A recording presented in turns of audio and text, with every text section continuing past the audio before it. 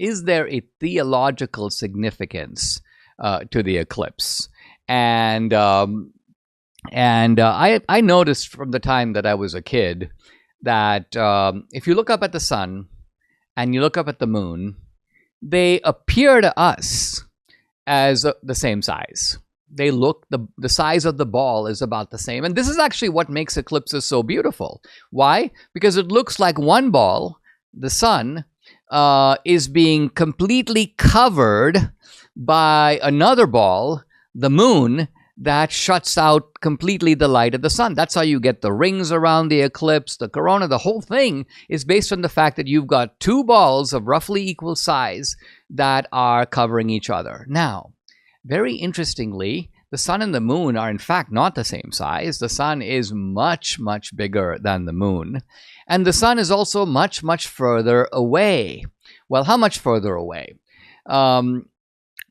If you measure things in the speed of light, which is the only way to measure things out in space, the moon is 1.5 light second away from us, which means it takes light 1.5 second to get to the moon. Now, light goes very, very fast, so the moon is pretty far away, but the sun is 8 light minutes away from the Earth. It takes light 8 full minutes to get to the sun, or more accurately, to get from the sun to us. So when we see a ray of the sun, we're actually seeing a flash of light as it left the sun 8 minutes ago.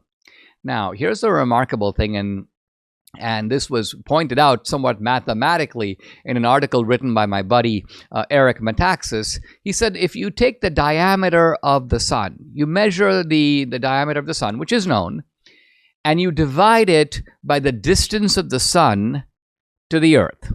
You divide those two numbers, and you preserve the answer. And then you take the diameter of the moon, and you divide it with the distance from the moon to here. And then you get a number.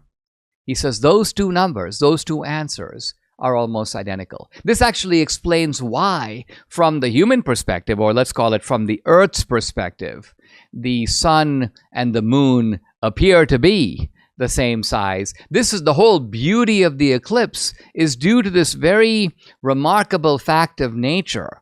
And again, Eric pushes this a little further than I would. He goes, well, here we have it. This is proof of the existence of God. I'm not sure by itself it is, but I do think this, and Debbie and I were talking about this, we both agree on this, that it is further evidence